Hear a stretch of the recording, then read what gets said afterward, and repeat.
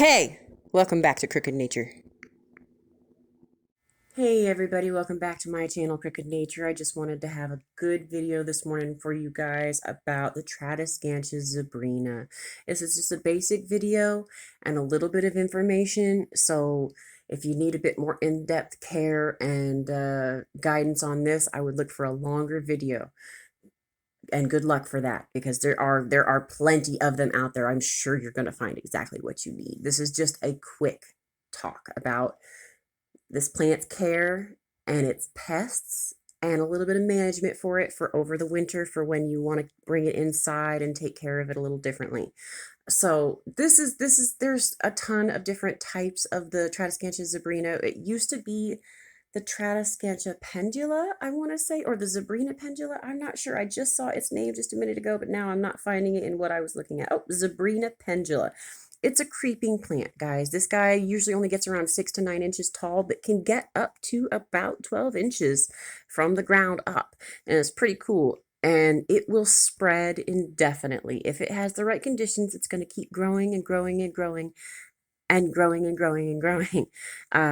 If you live in areas that get weather below 40 degrees, you do not need to worry about that. It's not going to make it through the winter, okay?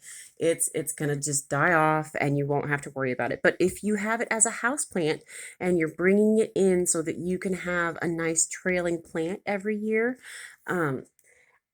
make sure that you fully pest treat it. You want to give it several showers. You want to give it a bath with insecticidal soaps. You want to then spray it again, leave it for about a week. Neem oil spray, and then if you can get to the soil, you really need to put in a systemic pesticide in the dirt that you can water in, and it will get into the plant and make anything that eats the plant die off. Okay, these plants are gorgeous, they're fulfilling, they're pest magnets. They like all the bugs. Okay, all the bugs like them, all the bugs like them. So if you pick one up from a flower market or a nursery or a garden center, box store, wherever you're getting them from, you have mealybugs. That's it. You have mealybugs. You probably have spider mites. And this plant has a lot of fibers, a lot of hairs and things like that. And that is just the best place in the world for spider mites to hide, okay? There's a really good chance that you're going to have thrips too. All right, so we're just going to say the trifecta here: mealybugs, aphids, spider mites, and thrips. And you want to aggressively treat these plants the best you can for pests. And I mean, spray them often. Don't put them by your other plants. Try to keep them a little bit farther away until you're sure that you're doing okay with them. And even then, mealybugs are going to come back, your thrips are going to come back, your spider mites are going to come back, especially if you keep it outside, because they are highly attracted to this beauty here.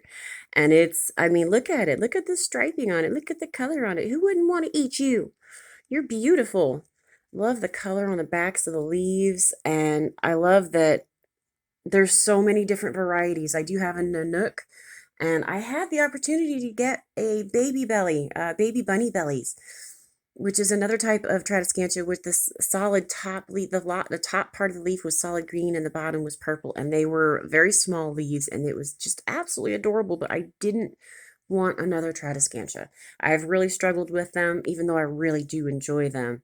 I got some good advice this year, though, from a garden seller, from a nursery, a greenhouse nursery type seller, that when you take these guys in the fall and in the winter, you know, whenever the temperatures get to be too much, you want to trim the bottom part. Let's see if I can fix my camera here so I can show you a little bit. You want to trim the bottom part of your plant up until it actually is even or a little bit higher than your pot.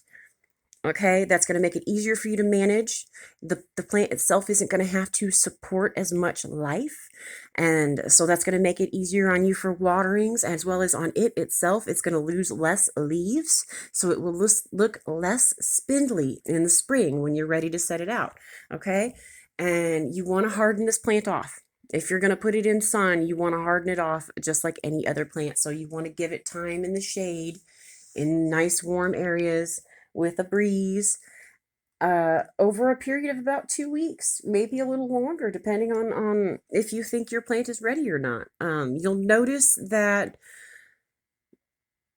the stems will be less wiggly when you put it out after those 2 weeks. Your leaves will be like right now, they've got a real nice thick cuticle going on. If I was to bring this in and it was springtime, these would actually be nearly paper thin by the time spring came around, even with good watering and good light and everything perfect. It's not outside. It's not the perfect conditions. So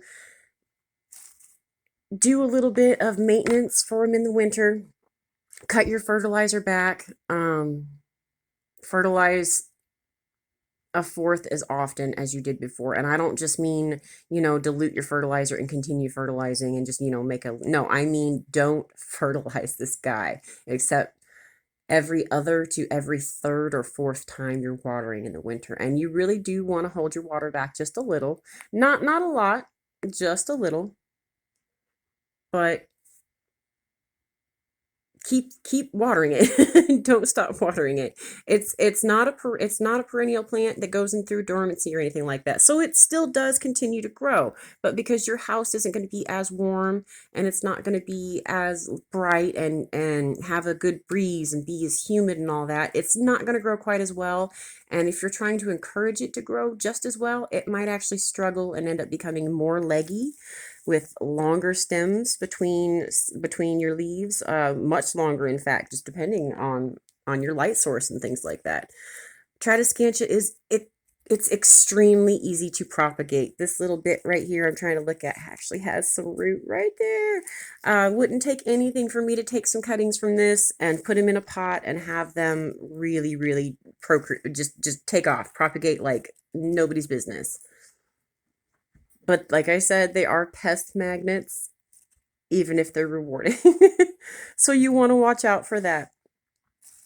So all in all, I don't actually recommend this as a beginner plant. I know a lot of people really, really do, but I don't. I want to say this is a more of a medium plant. Like you've had 5 or 6 good harder-ish plants, and now you're ready for something that's a bit more leggy and spread out and fulfilling. I don't know if that's going to be the right word for you. This guy is in your face, loves life, and wants to be a part of your life. And it's cool. It deserves to be part of your life. All right.